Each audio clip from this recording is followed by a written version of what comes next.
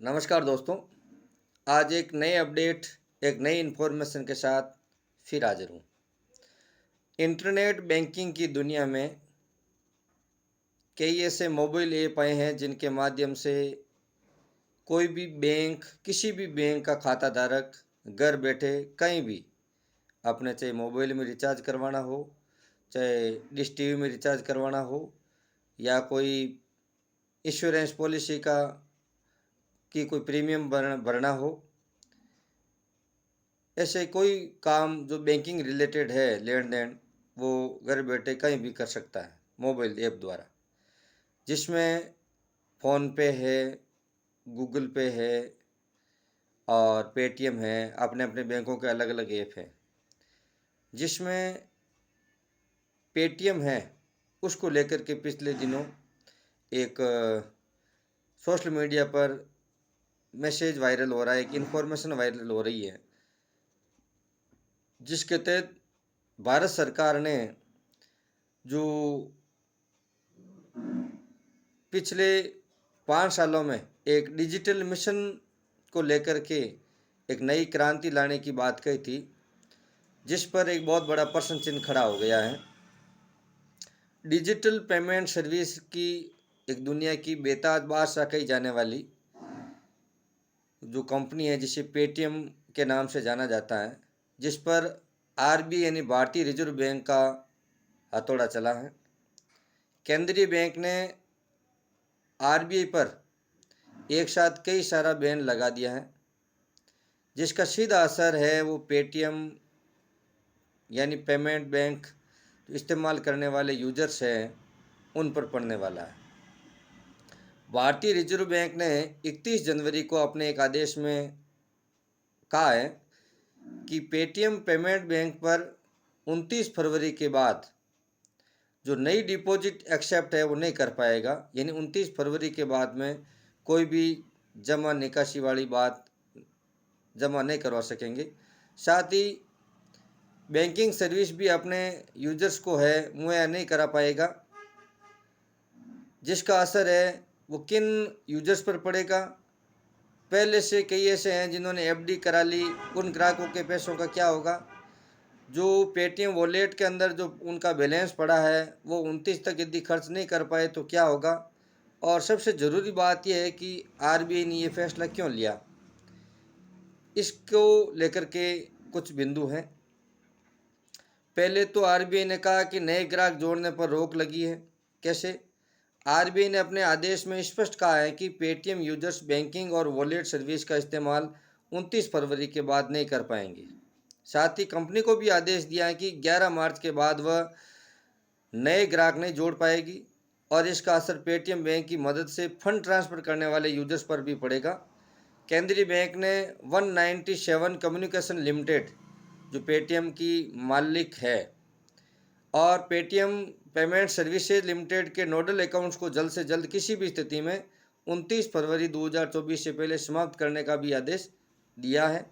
RBI ने payment banks को 15 मार्च तक सभी प्रकार के जो ट्रांजैक्शन है और नोडल खातों का जो निपटारा है करने का निर्देश दे दिया है और इसके बाद किसी भी अन्य लेन देन पर रोक लगाने को कहा है। बैंक ने यह आदेश कंपनी के ऑडिट रिपोर्ट में कुछ कमियां आई थी, जिसको लेकर के लिया है। पेटीएम कंपनी के लगभग 30 करोड़ यूजर्स है, उस पर क्या असर पड़ेगा।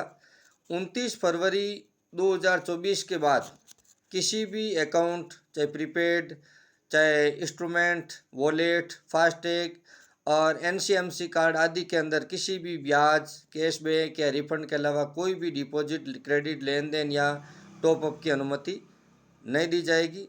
पेटीएम ने अगस्त 2023 की एक फाइलिंग में कहा था कि टॉपअप की अनुमति नहीं दी जाएगी।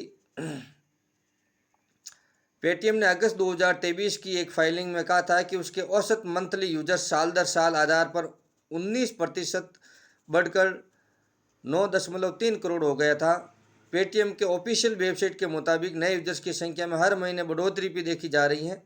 कंपनी का दावा भी है कि उसके पास 300 मिलियन यानी 30 करोड़ से ज़्यादा वॉलेट यूजर्स हैं और वही पेटीएम पेमेंट्स बैंक में 30 मिलियन यानी 3 करोड़ ग्राहकों ने बैंक खाता भी खोल रखा है और इसका आसान मतलब यह होता है कि इसका सीधा असर 30 करोड़ पेटीएम यूजर्स पर पड़ने वाला है। पहले से जो पेटीएम के अंदर जो जमा राशि है उसको लेकर के पेटीएम पेमेंट्स बैंक में लाखों ऐसे यूजर्स हैं जिन्होंने एफडी भी करवा रखी है और पेटीएम उन पर एफडी पर 1 साल की अवधि के लिए 7.50% का ब्याज दर ऑफर करता है। और 3 करोड़ यूजर्स में से कई ऐसे बैंक खाताधारक हैं जिन्होंने एफडी करा रखी है। उन्हें परेशान होने की ज़रूरत नहीं है। बैंक ने उन सभी ग्राहकों को लेकर कोई पाबंदी नहीं लगाई है और यानी पहले से तय रेट के अनुसार पेटीएम उन्हें ब्याज दर प्रदान करता रहेगा। ये अच्छी खुशखबरी है। और अभी अगर आप एफडी कराना चाहते हैं तो आपकी इसकी अनुमति रहेगी, लेकिन 29 फरवरी के बाद इन सर्विसेज के इस्तेमाल की मंजूरी नहीं मिलेगी। पेटीएम वॉलेट्स के बैलेंस है वो 29 फरवरी तक यदि खर्च नहीं हुए तो उसको लेकर के क्या निर्णय है। 29 फरवरी से पहले तक यदि आप पेमेंट्स वॉलेट्स में अमाउंट ऐड करके पेमेंट करते हैं तो आपको इसमें कोई परेशानी नहीं आएगी, लेकिन 29 फरवरी के बाद आप अपने बैंक से वॉलेट में बैलेंस ऐड नहीं कर पाएंगे। अगर आपका बैलेंस पहले से ऐड है और आप 29 फरवरी तक खर्च नहीं कर पाते हैं तो आप उससे 29 के बाद भी खर्च कर सकेंगे। केंद्रीय बैंक ने इसको लेकर कोई बैन नहीं लगाया है। ध्यान रहे इस बैलेंस का इस्तेमाल 15 मार्च से पहले तक कंप्लीट कर लेना होगा।